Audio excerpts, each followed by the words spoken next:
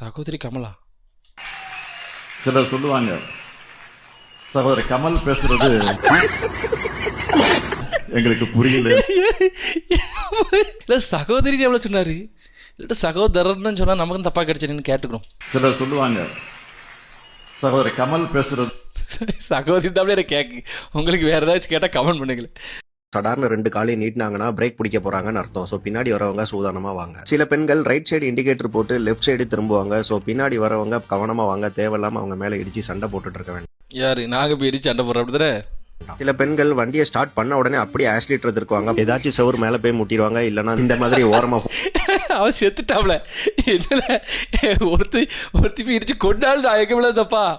Phone பேசிட்டு இருக்க அப்பாவே இடிச்சு அவனை பாடையில தூக்க வச்சிருவாங்க. இந்த மாதிரி பெண்கள் சீட்டோட லென்த் பாத்தீங்கன்னா நல்ல பெருசா ஃப்ரீயா இருக்கும். ஆனா அந்த சீட்டோட முனி கார்னர்ல தான் உட்கார்ந்து பைக் இது நானும் பாத்திருக்கேன்.